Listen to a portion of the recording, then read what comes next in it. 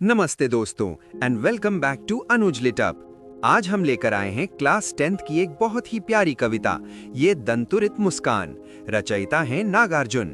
कविता की शुरुआत होती है एकदम जबरदस्त लाइन के साथ, तुम्हारी ये दंतुरित मुस्कान मृतक में भी डाल देगी जान। दंतुरित का अर्थ है दांत दिखाती हुई बच्चे जैसी मासूम मुस्कान। कवि कहते हैं कि तुम्हारी ये मुस्कान इतनी जीवंत और प्रभावशाली है कि वो मृत व्यक्ति में भी जान डाल सकती है। यहाँ अतिशयोक्ति अलंकार का प्रयोग है। इस बढ़ा चढ़ाकर कही गई बात से मुस्कान की शक्ति का अंदाजा होता है कि बच्चे की मुस्कान जीवन देने वाली है। धूली धूसर तुम्हारे ये गात, गात मतलब शरीर, धूली धूसर मीन्स धूल से ढका हुआ। ये बताता है कि बच्चा किसी ग्रामीण परिवेश से है और खेलते हुए शरीर साफ सुथरा नहीं बल्कि धूल से सना हुआ है।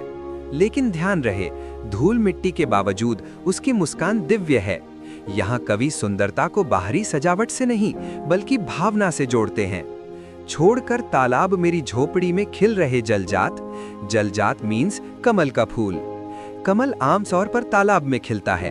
कवि कल्पना करते हैं कि जैसे कमल तालाब छोड़कर उनकी झोपड़ी में खिल गया हो। यहाँ बच्चा ही कमल का प्रतीक है। जैसे कमल कीचड़ में रहकर भी पवित्र और सुंदर होता है, वैसे ही ये बच्चा गरीबी में रहकर भी मासूम और सुंदर है।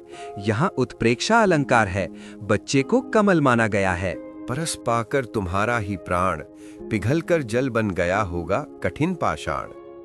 कवि कहते हैं कि तुम्हारे स्पर्श से कठोर पत्थर भी पिघलकर पानी बन गया होगा।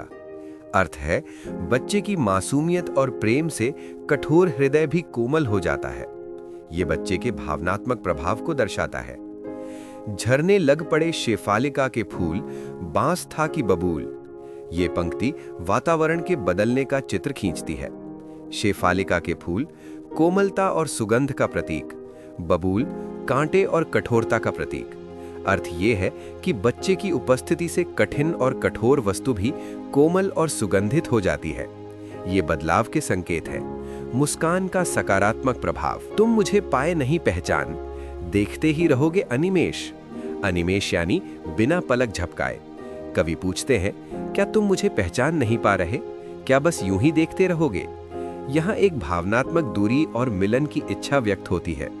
ये संकेत देता है कि कवि शायद बच्चे का पिता है जो लंबे समय बाद उससे मिल रहा है। क्या हुआ यदि हो सके परिचित न पहली बार, यदि तुम्हारी माँ न माध्यम बनी होती आज, मैं न सकता देख, मैं न पाता जान, तुम्हारी ये दंतुरित मुस्कान। कवि बच्चे से कह रहे हैं कि मुझे इस बात का कोई अफसोस नहीं है कि पहली बार की मुलाकात में हमारी ठीक से जान पहचान नहीं हो पा रही है, बल्कि मैं तो इस बात से ही खुश हूं कि मैं तुमसे मिल पाया या तुम्हें देख पाया। धन्य तुम, माँ भी तुम्हारी धन्य, चिर प्रवासी मैं इतर मैं अन्य, इस अतिथि से प्रिय तुम्हारा क्या रहा संपर्क।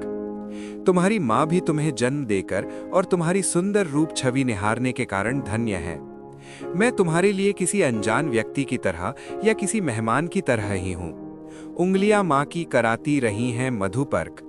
यहाँ तात्पर्य ये है कि बच्चा अपनी माँ की उंगली चूस रहा है तो ऐसा लगता है कि उसकी माँ उसे पंचामृत का पान करा रही है। जब तुम देखते इधर कनखी मार, तब तुम्हारी दंतुरित मुस्कान मुझको लगती बड़ी ही छविमान। कनखी मार यानी तिरछी नजर से देखना। छविमान मीन्स सुंदर, शोभा से भरा। जब बच्चा शर्मा कर साइड से देखता है और आंखें मिलती हैं, तब उसकी मुस्कान और भी सुंदर लगती है। यहाँ वात्सल्य रस अपने चरम पर है। पिता के हृदय में प्रेम, गर्व और आनंद सब एक साथ उमड़ पड़ते हैं। अब समझेंगे कविता का मूल भाव। इस कविता का मूल रस है वात्सल्य रस, माता पिता का संतान के प्रति प्रेम। ये मुस्कान प्रवासी पिता की थकान मिटा देती है, गरीबी के बीच सुंदरता का प्रमाण देती है, कठोर दिल को भी पिघला देती है। कवि संभवतः एक प्रवासी पिता हैं जो लंबे समय बाद अपने बच्चे से मिलते हैं और उसकी मुस्कान उनकी सारी थकान दूर कर देती है। प्रमुख शब्दार्थ: दंतुरित दांत दिखाती हुई मुस्कान, गात शरीर, जलजात कमल, पाषाण पत्थर, अनिमेष बिना पलक झपकाए। प्रमुख अलंकार: अतिशयोक्ति मृतक में भी डाल देगी जान, उत्प्रेक्षा बच्चे को कमल के रूप में कल्पित करना, अनुप्रास द और ध वर्णों की पुनरावृत्ति। निष्कर्ष, ये दंतुरित मुस्कान सिर्फ एक बच्चे की मुस्कान का वर्णन नहीं है। ये कविता बताती है कि सच्ची सुंदरता मासूमियत में होती है। गरीबी सुंदरता को कम नहीं कर सकती। बच्चे की मुस्कान जीवन में नई ऊर्जा भर सकती है। माता पिता और संतान का संबंध अनमोल होता है। तो कैसी लगी आपको ये सिनेमैटिक जर्नी? हमें बताना कमेंट में। और हाँ, अगर आपको ऐसी ही लिटअप कंटेंट चाहिए तो अनुज लिटअप को सब्सक्राइब करना मत भूलना और घंटी बजा देना, ताकि आप मेरी अगली क्लास से कभी मिस आउट ना हो। तब तक के लिए keep smiling and keep studying.